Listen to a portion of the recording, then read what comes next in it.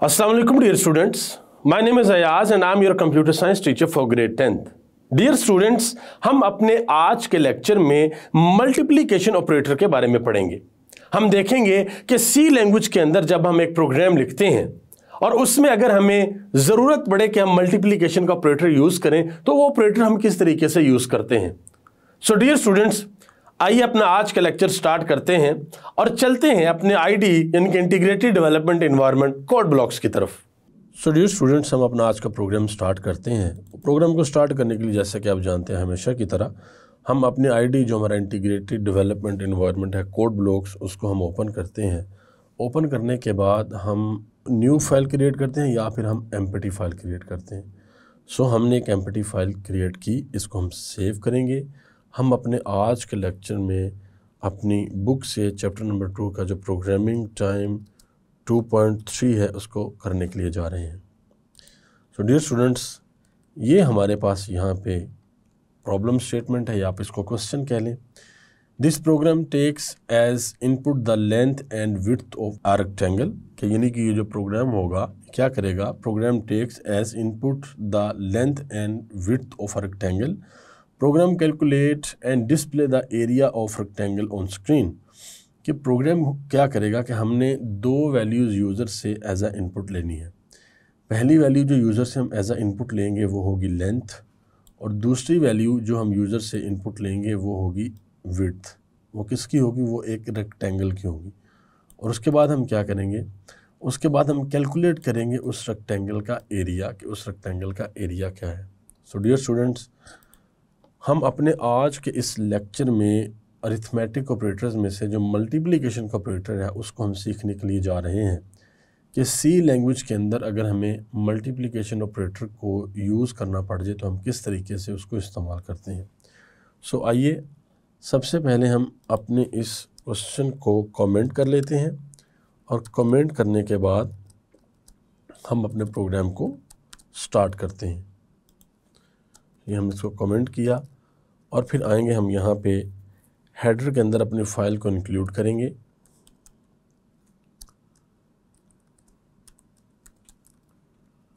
उसके बाद हम यहाँ पे एक और फाइल इंक्लूड करेंगे।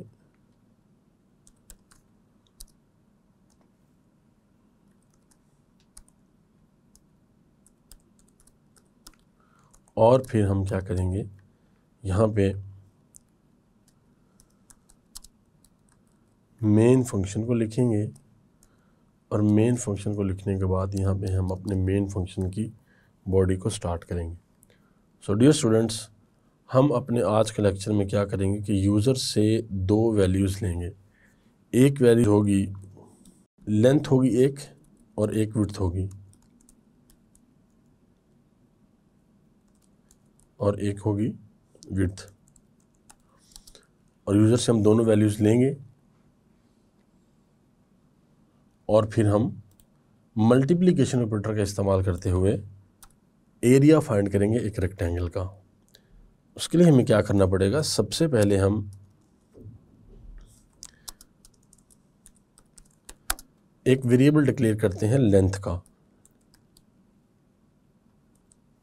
और फिर हम एक वेरिएबल डिक्लेयर करते हैं विड्थ का, और फिर हम एक वेरिएबल डिक्लेयर करते हैं एरिया का। डियर स्टूडेंट्स, हम इन तीनों वेरिएबल्स को एक ही लाइन में भी डिक्लेयर कर सकते हैं। आपको याद होगा कि हमने ये सीखा था कि अगर हमारे वेरिएबल्स की डाटा टाइप सेम हो तो हम उन वेरिएबल्स को एक ही लाइन में डिक्लेयर भी कर सकते हैं, यानी कि वेरिएबल्स की डिक्लेरेशन कर सकते हैं, और हम वेरिएबल्स को इनिशियलाइज भी कर सकते हैं। बट उसके लिए क्या चीज़ ज़रूरी है, इम्पॉर्टेंट चीज़ ये है कि जो वेरिएबल्स की डाटा टाइप है वो डाटा टाइप सेम होनी चाहिए। अब अगर एक वेरिएबल की डाटा टाइप फ्लोट है और किसी और वेरिएबल के डाटा टाइप इंट है यानी कि इंटीजर है, तो हम उनको एक लाइन के अंदर डिक्लेयर नहीं कर सकते या इनिशियलाइज नहीं कर सकते। सो हमने यहाँ पे क्या किया, हमने तीन वेरिएबल्स लिए। एक वेरिएबल लिया हमने length, float length, data type float है। फिर हमने वेरिएबल लिया विड्थ, फ्लोट विड्थ, और फिर वेरिएबल लिया हमने एरिया। अब हम क्या करेंगे, अब हम यूज़र से वैल्यू लेंगे। और डियर स्टूडेंट्स, जैसे कि आप जानते हैं कि यूज़र से वैल्यू लेने के लिए सबसे पहले हमें क्या करना पड़ेगा कि सबसे पहले हमें स्क्रीन पे एक मैसेज दिखाना पड़ेगा। और स्क्रीन पे एक मैसेज दिखाने के लिए या यूज़र को कोई इंस्ट्रक्शन दिखाने के लिए हमें एक आउटपुट फंक्शन यूज़ करना पड़ेगा। और वो आउटपुट फंक्शन हम कौन सा यूज़ करते हैं? प्रिंट एफ का। प्रिंट एफ का फंक्शन हम यूज़ करेंगे और यूज़र को यहाँ पे कहेंगे, एक मैसेज देंगे यूज़र को, please enter the length of rectangle, please enter the length of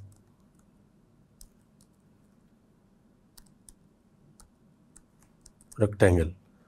so user क्या करेगा कि वैल्यू यहाँ पे एंटर कर देगा और फिर हम यहाँ पे स्कैन एफ का फंक्शन यूज़ करेंगे और स्कैन एफ के फंक्शन में हम फॉर्मेट स्पेसिफायर का यूज़ करेंगे। डी करेंगे या एफ करेंगे?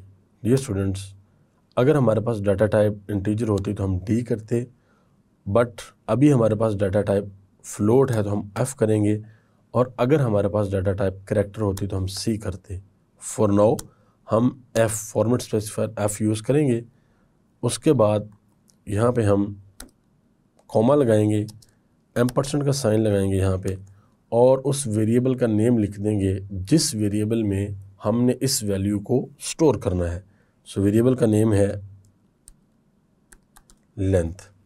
सो होगा क्या डियर स्टूडेंट्स, यहाँ पे यूज़र को जब ये मैसेज नज़र आएगा तो उसके बाद यूज़र एक वैल्यू देगा, वो वैल्यू फॉर्मेट स्पेसिफायर के थ्रू हमारे इस वेरिएबल को असाइन हो जाएगी इस फंक्शन को यूज़ करते हुए। सो डियर स्टूडेंट्स, इसके बाद हमने क्या करना है, यहाँ पर तो एक वैल्यू हमने यूज़र से ले ली, वो क्या है? वो लेंथ है। अब हमने यूज़र से एक और वैल्यू भी लेनी है, वो वैल्यू क्या होगी? वो वैल्यू होगी विड्थ। सो वो वैल्यू भी हम यूज़र से लेते हैं। उसके लिए भी हम प्रिंट एफ का फंक्शन यूज़ करेंगे और यूज़र को एक मैसेज शो करवाएंगे, please enter the width of rectangle. Rectangle की जो विड्थ है उसको आप क्या करें, उसको भी आप एंटर करें। सो डियर स्टूडेंट्स, यहाँ पर भी हम अगेन स्कैन एफ फंक्शन का यूज़ करेंगे।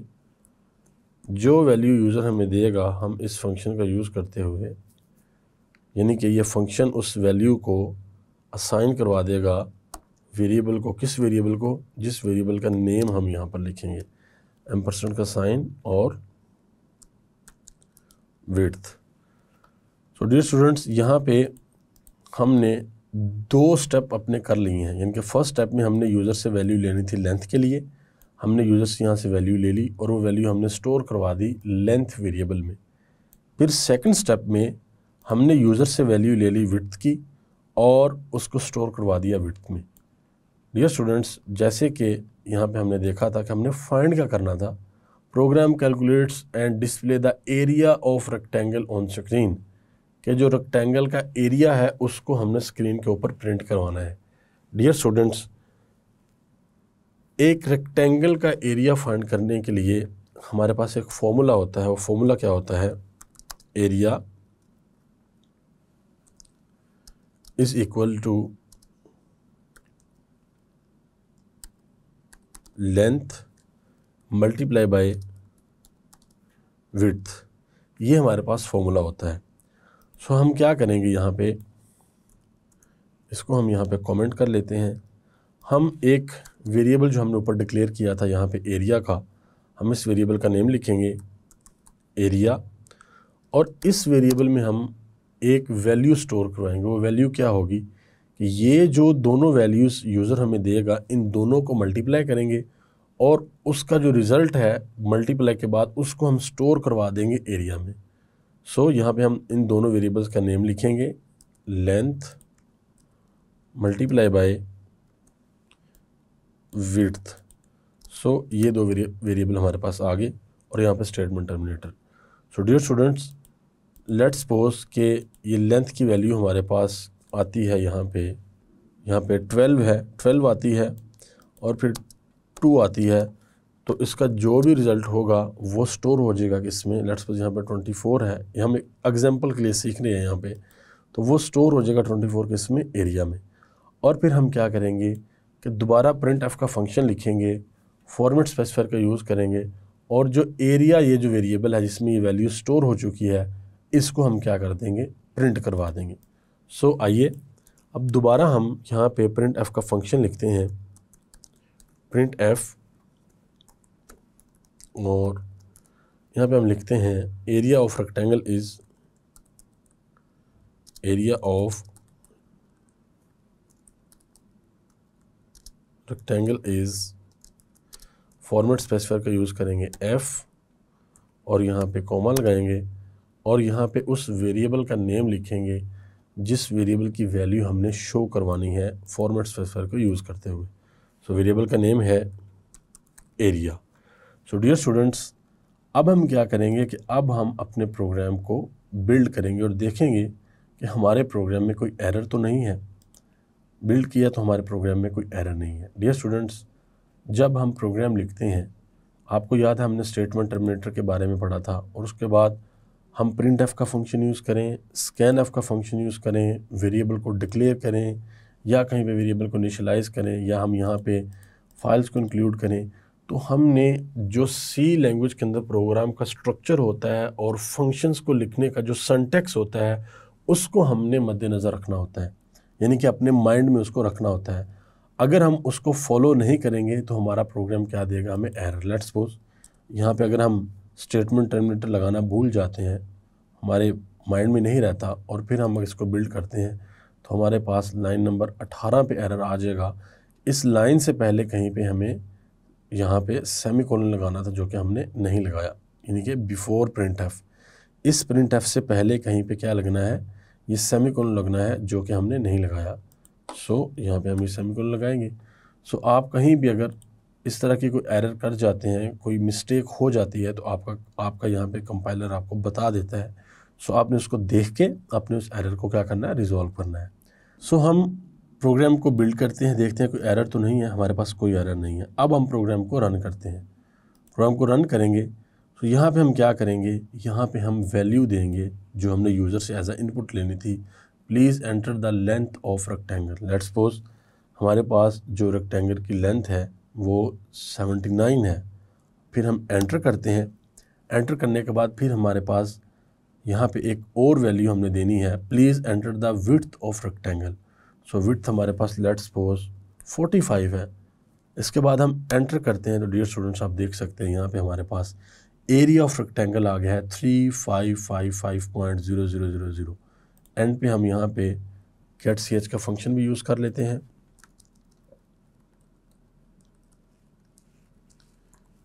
गेट ch का फंक्शन यूज़ कर लिया। अब हम दोबारा अपने इस प्रोग्राम को एग्जीक्यूट करते हैं। So please enter the length of rectangle. Length let's suppose हमारे पास है 965 एंड विड्थ हमारे पास है 452। एंटर करेंगे तो हमारे पास आप देख सकते हैं जो एरिया है वो क्या है, बेसिकली ये जो दोनों वैल्यूज़ हैं इन दोनों को आपस में मल्टीप्लाई किया है। उन वैल्यूज़ को फिर हमने एक वेरिएबल में स्टोर करवाया और उस वेरिएबल की वैल्यू को हमने यहाँ पे शो करवा दिया। सो डियर स्टूडेंट्स, ये वैल्यू हमारे पास आ गई है। जो रिज़ल्ट है पॉइंट के बाद आप देख सकते हैं हमारे पास 6 डिजिट है। और हमने पहले भी अपने प्रोग्राम में सीखा था कि अगर हमने इन 6 डिजिट्स को कंट्रोल करना हो, लेट्स सपोज हमें 2 डिजिट्स चाहिए आफ्टर डेसिमल, हम यहाँ पे .n लिखते हैं और n की जगह पर हम क्या लिखते हैं, नंबर लिखते हैं। जितने डिजिट्स के बाद हमें जितने नंबर चाहिए वो वाला नंबर हम लिखते हैं। लेट्स सपोज अगर डिजिट के बाद हमें 2 डिजिट्स चाहिए, पॉइंट के बाद डेसिमल के बाद हमें 2 डिजिट्स चाहिए तो हम यहाँ पे 2 लिख देंगे। अगर डेसिमल के बाद हमें 3 डिजिट्स चाहिए तो हम 3 लिख देंगे। अगर डेसिमल के बाद हमें 4 डिजिट्स चाहिए तो हम यहाँ पे 4 लिख देंगे। सो यहाँ पे हम लेट्स सपोज अभी 2 लिखते हैं और दोबारा हम अपने प्रोग्राम को यहाँ से रन करते हैं और यहाँ पे हम वैल्यू देते हैं 456 एंड फिर हम वैल्यू देते हैं 123। एंटर करते हैं तो आप देख सकते हैं 56088.00 वैल्यू हमारे पास आ गई है, जो कि रिज़ल्ट वैल्यू है। तो डियर स्टूडेंट्स, ये प्रोग्राम एग्जीक्यूट कैसे हुआ है कि पहले ये वैल्यू यूज़र ने दी है 456। जैसे यूज़र ने ये वैल्यू दी है तो ये वैल्यू हमारे इस वेरिएबल में लेंथ में स्टोर हो गई। फिर हमने एंटर किया और यूज़र ने एक और वैल्यू दी, वो वैल्यू कौन सी थी, विड्थ की वैल्यू, जो कि 1 2 3 थी। ये वैल्यू भी हमारे इस वेरिएबल में स्टोर हो गई। फिर हमने एक फॉर्मूला लगाया, हमने एक और वेरिएबल डिक्लेयर किया हुआ था ऊपर एरिया के नेम से।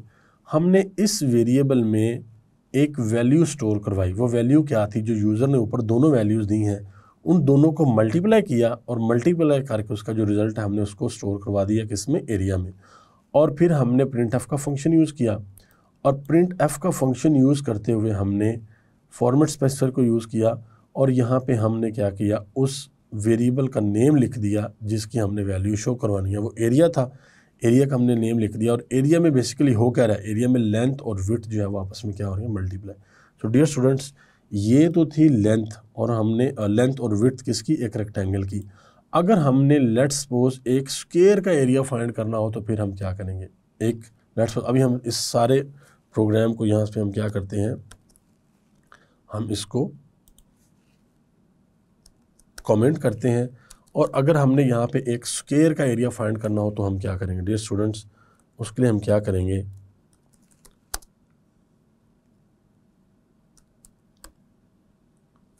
उसके लिए हम जैसे हमने लेंथ ली थी रेक्टेंगल के लिए, हम स्क्वायर के लिए भी लेंथ लेंगे और यहाँ पे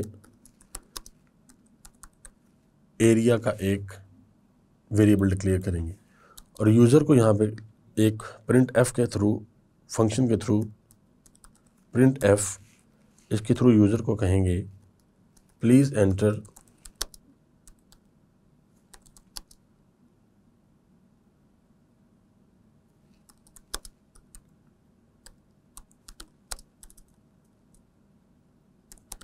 length of any side of, कि स्क्वायर की हमारे पास 4 साइड्स होती हैं। सो किसी भी एक साइड की जो लेंथ है वो आप हमें यहाँ पे एंटर कर दें। सो यूज़र क्या करेगा, यहाँ पे लेंथ एंटर करेगा। सो हम ये भी लिख सकते हैं please enter length of any side of square, ये जस्ट अंडरस्टैंडिंग के लिए है। उसके बाद हम क्या करेंगे, स्कैन अप फंक्शन का यूज़ करेंगे और यहाँ पे हम फॉर्मेट स्पेसिफायर का यूज़ करते हुए हम वो वैल्यू असाइन करवा देंगे, किसको, एम्परसेंड का साइन यूज़ करेंगे लेंथ को, इस तरीके से। सो यहाँ पे अब हम एक फॉर्मूला लिखेंगे, जो फॉर्मूला क्या करेगा कि स्क्वायर का जो एरिया है उसको फाइंड करेगा और हमने वैल्यू ए के लिए यूज़र से, वो क्या है, लेंथ। सो हम यहाँ पे लिखेंगे area is equal to length into length, यानी कि यूज़र ने जो वैल्यू दी हमें लेंथ, उसको हमने मल्टीप्लाई कर दिया किसके साथ, लेंथ के साथ। सो डियर स्टूडेंट्स, हमें पता है कि एक स्क्वायर का अगर हमने एरिया फाइंड करना है तो हमने सिंपल किसी भी एक साइड की लेंथ लेनी है और उस लेंथ को उसका स्क्वायर लेना है या फिर लेंथ को लेंथ से मल्टीप्लाई कर लेना है। क्यों, क्योंकि एक स्क्वायर की जो साइड्स होती हैं, 4 डिफरेंट साइड्स होती हैं, जो वो सारी की सारी क्या होती हैं, इक्वल होती हैं। वो लेफ़्ट साइड है, राइट है, अपर है, बॉटम है, वो क्या होती हैं, वो इक्वल होती हैं। सो हमने अगर एरिया फाइंड करना है एक स्क्वायर का तो उसके लिए हमें सिर्फ एक वैल्यू चाहिए होती है, एक ही साइड की एक लेंथ की वैल्यू चाहिए होती है। फिर हम लेंथ इनटू लेंथ कर लेते हैं तो हमारे पास क्या आ जाता है, एरिया आ जाता है। इसके बाद हम क्या करेंगे, प्रिंट एफ करने के बाद हम ये लिखेंगे एरिया ऑफ स्क्वायर इज़, यहाँ पे हम फॉर्मेट स्पेसिफायर का यूज़ करेंगे और यहाँ पे हम वेरिएबल का नाम लिखेंगे एरिया। सो डियर स्टूडेंट्स, इसके बाद हम अपने प्रोग्राम को बिल्ड करते हैं, देखते हैं कोई एरर तो नहीं है, हमारे पास कोई एरर नहीं है। फिर प्रोग्राम को रन करेंगे। यहाँ पे लेट्स सपोज हमारे पास एक साइड की लेंथ 12 है, एंटर करेंगे तो हमारे पास जो एरिया है 144 आ जाएगा। इसी तरह से अगर एक साइड की लेंथ हमारे पास 78 है, एंटर करेंगे तो हमारे पास इस तरीके से ये वैल्यू आ जाएगी। सो डियर स्टूडेंट्स, ये था हमारा आज का प्रोग्राम जिसमें हमने ये सीखा कि हम मल्टीप्लिकेशन जो ऑपरेटर है अरिथमेटिक ऑपरेशन में से वो किस तरीके से यूज़ करते हैं सी लैंग्वेज के प्रोग्राम में। डियर स्टूडेंट्स, मैं उम्मीद करता हूँ कि आपको आज का ये प्रोग्राम सही से समझ आया होगा। सो डियर स्टूडेंट्स, ये था हमारा आज का लेक्चर जिसमें हमने ये सीखा कि अगर हम एक प्रोग्राम लिखे सी लैंग्वेज के अंदर और उसमें हमें मल्टीप्लिकेशन ऑपरेटर को इस्तेमाल करना पड़े, यानी कि यूज करना पड़े हमें मल्टीप्लिकेशन ऑपरेटर, तो उसको हम किस तरीके से यूज करते हैं। सो डियर स्टूडेंट्स, मैं उम्मीद करता हूं कि आपको आज का लेक्चर सही से समझ आया होगा। हम जल्द मिलेंगे अपने नेक्स्ट लेक्चर में, तब तक के लिए अल्लाह हाफिज।